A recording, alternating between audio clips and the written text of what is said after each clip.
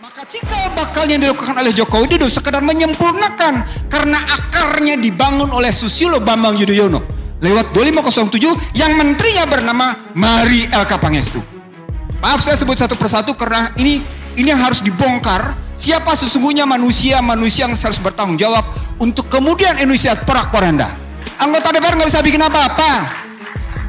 Kenapa? Karena tokoh-tokohnya masih bercokol di sana. Nggak bakal bisa bikin apa. Bahkan saya ingin mengatakan bahwa Pak, saya pegang dokumennya Pak. Per hari ini saya singkatkan Bapak sekalian. Per hari ini, para tokoh yang sekarang muncul bersama Joe Biden menyebut, kalau seorang menteri atau seorang pemimpin mengatasi masalah pandemi dengan cara seperti sebelum pandemi terjadi, he is part of the problem. Betapa ketinggalan zamannya bangsa ini untuk bicara tentang situasi yang sesungguhnya sedang terjadi di dunia internasional, regional dan nasional. Betapa ketinggalannya. Ridwan di sini benar. Bahwa yang namanya pemerintah sekarang ketinggalan zaman. Kerjaan mereka adalah kerjaan lama. Ngapain? Ngadu domba.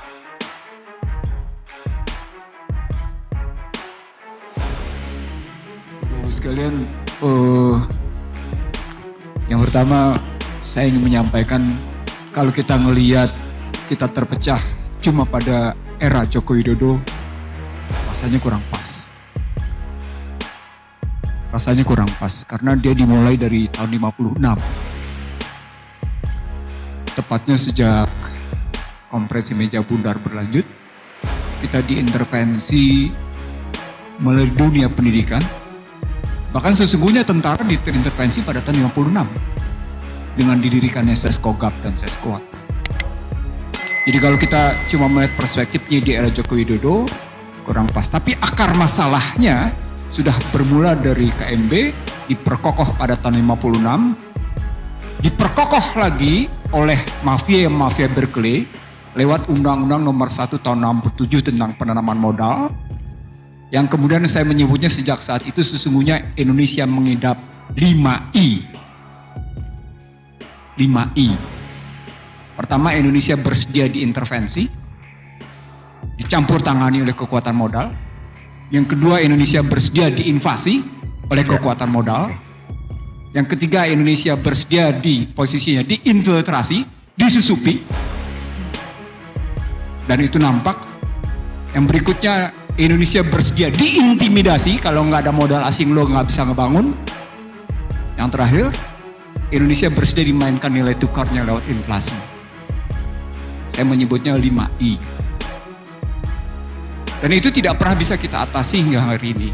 Salah satu wujudnya adalah sejak kita membebaskan nilai tukar, walaupun asal muasalnya adalah managed floating, ngambang terbatas, dan kemudian free floating, hingga hari ini kita tidak pernah bisa berdaulat tentang nilai tukar. Kita tidak pernah bisa berdaulat. Baik, saya mulai dari kacamata saya yang 5I. Bapak Ibu sekalian, salah satu hal penting yang hendak saya sampaikan, mimpi dari Rekat, saya katakan mimpi dari Rekat, adalah butir kedua.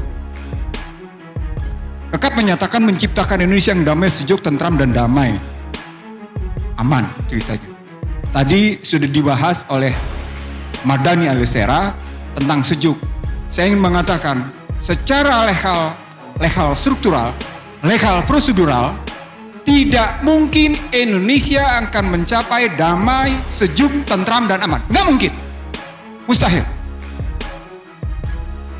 Seluruh peraturan perundang-undangan berbasis pada yang namanya kegaduhan. Seluruh perundang-undangan, sejak yang namanya reformasi.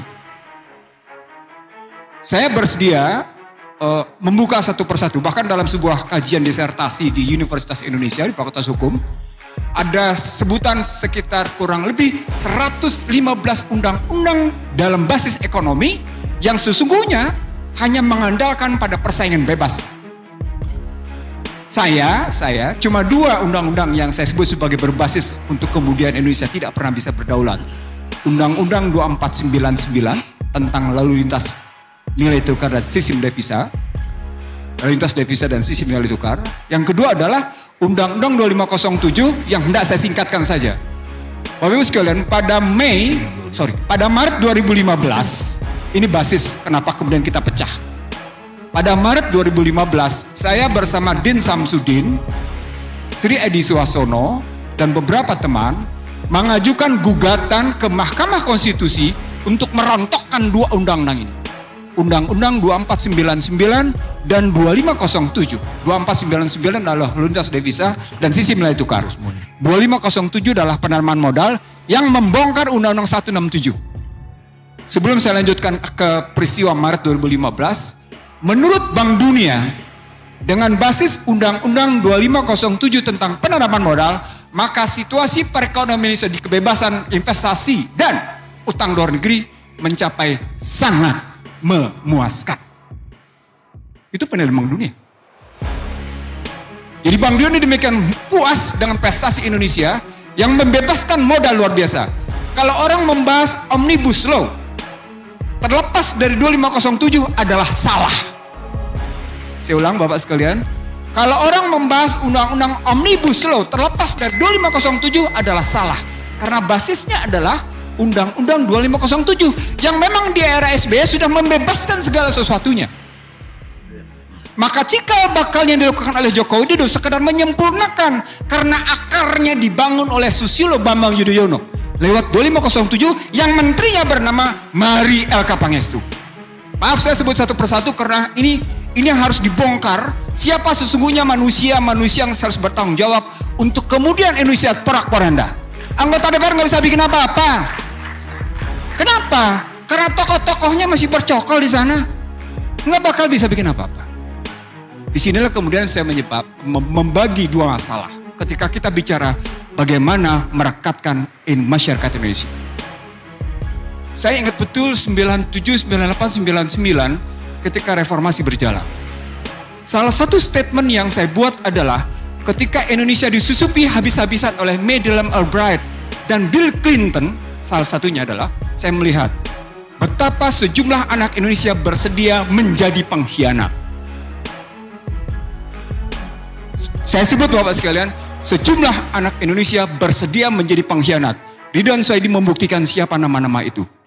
Bahkan Ridwan Saidi menyebutnya tentang angka-angkanya. Saya pegang bukunya kebetulan. Saya nggak pegang angkanya. Saya tidak pegang angkanya. Tapi saya tahu siapa-siapa manusianya. Nah kerangka ini menyebut, kenapa sampai saya sebut? Saya sebut, cuma tinggal dua kekuatan masyarakat Indonesia yang membangun persatuan. Cuma tinggal dua kekuatan. Siapa itu? Kekuatan agama dan kekuatan TNI. Maka TNI berteriak, damai itu indah. Itu tahun 99. Saya percaya Pak Budi, Mezar, sekalian saya yakin betul. Semua teriak TNI, damai itu indah. Saya bingung. Kemudian SBY menyebut, jangan ngebangun kegaduhan. Siapa yang berteriak kegaduhan di SBY? Tapi sekali lagi baik TNI maupun yang namanya SBY ketika cerita tentang kedamaian kegaduhan lupa bahwa fondasi untuk gaduh dan tidak damai sudah terbangun. Terbangun luar biasa dan akhirnya orang tidak pernah bisa lagi ngebongkar. Bapak sekalian, kalau tadi Jenderal Purnawirawan Remizer Triakudu menyatakan bayi sudah punya saham, itu sosiologisnya. Konstitusionalnya, legalitasnya adalah pemegang saham negeri ini tidak lain tidak bukan adalah partai politik. Tidak bisa tidak. Konstitusi mengatur. Konstitusi menetapkan bahwa pemegang saham negeri ini adalah partai politik. Dan ketika partai politik bisa dikooptasi oleh namanya kekuatan modal, kita bukan pemegang saham, kita adalah penumpang, penyewa negeri ini. Saya pernah sampaikan ini di dua TV swasta, salah satunya Kompas, lainnya ada Trans TV. Selebihnya saya di-ban. Saya akui saya di-ban, karena terbuka saya menyebut partai politik lah pemegang saham. Apa relasinya dengan undang-undangnya tadi? Karena mereka kemudian ketika saya ajak bicara tentang pemahaman 2499-2507, bukan hanya partai politik. Din Samsudin mengaku, ini boleh, saya tidak tahu ini boleh disebarluaskan atau tidak. Saya bilang, kenapa gugatan gue hilang? Pak Mizar, saya cerita terbuka apa adanya nih. Kenapa gugatan gue hilang? Iya tuh, teman-teman diundang ke Merdeka Selatan. yang nggak diundang cuma elu katanya. Semuanya ada di situ. Siapa yang ada di situ? Semua menteri udah ada. Oh, ngomongnya macam-macam, tapi ternyata ujung-ujungnya adalah bagaimana menghentikan judicial review Undang-Undang 2499 dan 2507. Satu. Oke, saya diam. Dan cerita lagi. Ternyata bukan hanya wakil presiden yang ngundang. Duta Besar Amerika dengan alasan mengundang makan malam, bercerita macam-macam, ujungnya adalah hentikan gugatan Undang-Undang 2499 2507. Dari sini Bapak sekalian, saya berpendapat sesungguhnya gagas berpikir Indonesia sejak Undang-Undang Dasar 45 sebelum diintervensi sesungguhnya adalah perlawanan terhadap sistem kapitalis. Jadi kalau kita bicara baik-baik, sesungguhnya kalau kita ambil nilai dan semangat kejuangan yang muncul dalam Undang-Undang 45, saya menyebutnya 5K, dan karena itu ketika Rizik datang kemarin di 212, saya menyebutnya 5K itu, dan itu adalah bukti posisinya. Nah, karena posisinya sedemikian rupa sebagai menantang Barat, maka suka tidak suka, Indonesia harus tetap dalam posisi didominasi. Tidak peduli apakah didominasi oleh yang namanya Cina atau Amerika, nggak peduli. Ini omongan saya di Cijantung, di rumah Bapak Jenderal ini, Bang. Posisinya begini, Bang. Bahkan saya ingin mengatakan bahwa Pak, saya pegang dokumennya, Pak. Per hari ini saya singkatkan Bapak sekalian. Per hari ini, para tokoh yang sekarang muncul bersama Joe Biden menyebut, kalau seorang menteri atau seorang pemimpin mengatasi masalah pandemi dengan cara seperti sebelum pandemi terjadi, he is a part of the problem. Sedih nggak, Pak? Jadi Washington sendiri melihat, andai kata seorang pemimpin katanya, atau seorang menteri menyelesaikan masalah pandemi seperti bagaimana mereka menyelesaikan masalah sebelum pandemi, dia itu bagian dari masalah tuh. Dia bagian dari masalah. Harus pahami itu katanya. Maka ketika Sri Mulyani bilang hari ini ngomongnya, saya ngutang seperti orang ibu rumah tangga, nggak punya duit, butuh ngutang. Itu dia bagian dari masalah. Itu bukan omongan saya, itu omongan pertama. Omongan kedua sebagai penutup, Bapak sekalian, saya cuma ngambil perspektif eksternal dan internal sedikit. Setelah yang namanya pergeseran dari bipolar ke multipolar, menjadi unipolar, balik ke multipolar, per hari ini, namanya Washington sudah tidak lagi berpikir tentang multipolar. Mereka sudah mengambil pola quadripolar. Quadripolar adalah negara dikotakkan oleh 4 masalah. Puncaknya adalah VUCA. VUCA adalah volatile, uncertainty, complex, ambigu. Ujungnya adalah pandemi. Kalau Bang Ridwan tadi ngomongnya soal itu medis dan non medis, saya ingin mengatakan, no. Sorry, saya pakai masker karena saya menghormati Bapak Ibu sekalian. Tapi dalam perspektif saya, sebagaimana tulisan saya 27 Januari 2020, ini pekerjaan di mana pertarungan antara the smallest and the secret society belum selesai melawan Cina. Kalau cerita drone, ada 3 peristiwa penting drone terjadi. Pertama adalah bagaimana drone Amerika digusur habis-habisan, dibongkar di Laut Cina Selatan, dan Cina berhasil ngebongkar bahwa pesawat intai tanpa awak telah dilakukan oleh Amerika terhadap Cina. 1. Yang kedua, 2 kilang Saudi dihajar oleh kekuatan drone. Hanya permainan yang namanya cyber. Permainan cyber berikutnya lewat drone adalah dihajarnya Qasim Soleimani. Juga dengan drone, juga dengan yang namanya cyber. Pertanyaan saya, kenapa Amerika tidak memutuskan tingkat ketegian dirgantara sebagai batasan cyber? Saya ngomong jadi macam-macam di sini karena saya ingin mengatakan begini. Betapa ketinggalan zamannya bangsa ini untuk bicara tentang situasi yang sesungguhnya sedang terjadi di dunia internasional, regional, dan nasional. Betapa ketinggalannya. Ridwan di sini benar. Bahwa yang namanya pemerintah sekarang ketinggalan zaman. Kerjaan mereka adalah kerjaan lama. Ngapain? Ngadu domba. Pertanyaan berikutnya, kalau kita sadar mereka ngadu domba, kekuatan apa yang kita punya agar mereka tidak ngadu domba? Bapak sekalian, maaf, secara legal ada 2 pernyataan yang mengganggu bagi saya. Pertama, dituangkan dalam RPJMN 2014-2019 bahwa ada kelompok yang melakukan sikap intoleran. Pertanyaan, siapa yang intoleran? Kenapa dituang dalam RPJMN? Kenapa dituang dalam RPJMN bahwa ada kelompok intoleran? Yang kedua, yang ketiga. Sekarang, kita ambil RPJMN 2024. Ada kelompok yang dinyatakan selalu berpikir tentang kegaduhan. Kalau itu dilihat dalam cerita sejarah, dia lupa. TNI ketika mempertahankan negeri ini, kerjasamanya adalah dengan umat Islam. Sama seperti ketika tahun 99, Baratlah yang menyatakan cuma tinggal 2 kekuatan yang masih bisa mempertahankan Indonesia. TNI dan Islam. Setelah TNI, balik ini maaf ya karena ini omongan saya dengan beberapa tokoh jenderal sampai akhirnya di tempat bawah saya menggugat tentang Sabta Marga. Satu-satunya sipil saya gugat Sabta Marga di tempat Prabowo Subianto karena saya begitu risaunya saya melihat situasi. Kemarahan saya sebagai satu-satunya sipil di hadapan para jenderal itu dan mengatakan, kemana para tentara itu yang kemudian malah sibuk dengan kekuatannya sendiri. Ini beberapa jenderal bukan satu, 13 jenderal saya ingat betul.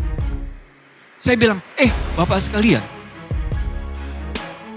negeri ini dipertahankan oleh 2 kekuatan. Kekuatan Islam, para ulama, dengan kekuatan TNI. Bahkan sampai dengan 99. Lalu ketika masuk ke dalam situasi sekarang, di mana Islam diobok-obok, TNI dikacaukan dengan cerita menurunkan baliho. Kok mau TNI nurunin jabatannya? TNI telah diturunkan jabatannya sedemikian rupa dari peta mempertahankan keamanan sampai akhirnya ikut bicara tentang ketentraman. Kok turun perannya? Bukankah itu menurunkan kelembagaan? Bapak sekalian, saya naikin sedikit. Maaf, saya naikin sedikit. Kita punya Unhan. Di mana posisi Unhan melakukan kajian-kajian strategis bahwa yang sedang terjadi adalah pemecah belahan. Maaf, telinga saya nggak dengar sama sekali. Saya sama sekali tidak mendengar Unhan, baik yang ada di Ponorogo maupun yang ada di Sentul, itu membahas tentang bagaimana perdamaian Indonesia. Dia sibuk bicara tentang perdamaian internasional, tapi dia tidak pernah sibuk perdamaian Indonesia. Itu yang namanya Unhan itu. Ini saya kritik karena beberapa profesornya saya tahu kerjaannya ngapain. Maaf, terus terang ada kemarahan dalam dada saya, begitu melihat situasi yang sedang terjadi.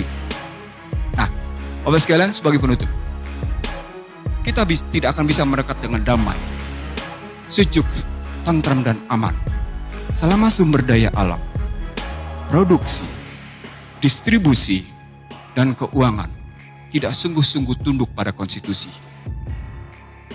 Ini ujungnya tidak akan pernah. Termasuk soal cyber. Saya belajar sedikit cyber dari sahabat saya, Profesor Marsudi. Ini suaminya Bu Retno. Saya harus umumkan, ini suaminya Bu Retno. Jadi nggak apa-apa, tapi saya tahu persis cara berpikir dia objektif. Cara berpikir sahabat saya satu ini objektif. Jadi kalau kita berpikir sampai sejauh itu, maka sesungguhnya yang disebut dengan proxy and neocortex war, dia berarti ibarat orang bodoh. Ibarat orang bodoh masuk ke kancah peperangan. Sampai dengan senjata paling mutakhir. Itulah neocortex war dan proxy war. Untuk orang tertentu dia pakai senjata paling mutakhir. Bapak sekalian, saya tidak bicara di tempat ini. Saya bicara di lembaga penegak hukum. Joko Widodo sukses mengamankan dirinya lewat COVID-19. Itu saya sampaikan bulan Januari 2020 dan ternyata dilakukan. Apa artinya? Artinya sesungguhnya dia mengidap kegagalan. Sayangnya ketika pada Januari 2017 Rizik Muhammad Syihab mengundang untuk rekonsiliasi dan berdialog, hingga hari ini dia tolak. Saya tidak tahu apakah itu yang namanya Joko Widodo yang menolak atau timnya, saya tidak tahu. Tapi yang catatan saya sejak yang namanya Juni 2017 hingga hari ini sesungguhnya seorang Rizik Muhammad Syihab itu sesungguhnya itu mengundang untuk terbuka berdialog. Dalam dialog saya misalnya dengan Rizik misalnya di Mekah, ayo kita dialog untuk rekonsiliasi. dalam pandangan saya itu berarti, kalau dalam buku saya menyebut ada 7 variabel, itu berarti memang ada sekelompok orang yang begitu kuat sedang mempertahankan kepentingan kelompoknya, kepentingan dirinya. Saya jawab Bapak sekalian, apa itu? Ternyata secara akademik saya berhasil membuktikan Undang-Undang HIP tidak variabel tunggal. RUU tentang HIP bukan variabel tunggal. Dia punya riwayat panjang yang kemudian ini dalam roadmap-nya, saya coba bangun roadmap-nya, terbukti. Nah, itu berarti kita masih punya tantangan. Bang Mizar, saya panggil Pak Mizar dengan abang, karena kedekatan saya dengan beliau, tadi sudah disebut. Saya ingin mengatakan, Bang, kita punya tantangan besar. Bagaimana menghentikan Ekasila ini? Jadi bukan cuma sekedar seperti Abah bilang, tasbih, tapi salah satu tugas kita yang hadir di sini adalah menghentikan bagaimana Ekasila ditegakkan. Bagaimana ketuhanan yang Maha Esa berkeadapan itu diubah menjadi sebuah kegotong royongan. Kita punya tantangan konkret. Dan saya yakin kita mau menjawabnya. Karena kita tidak mau diperbudak oleh kekuatan materi.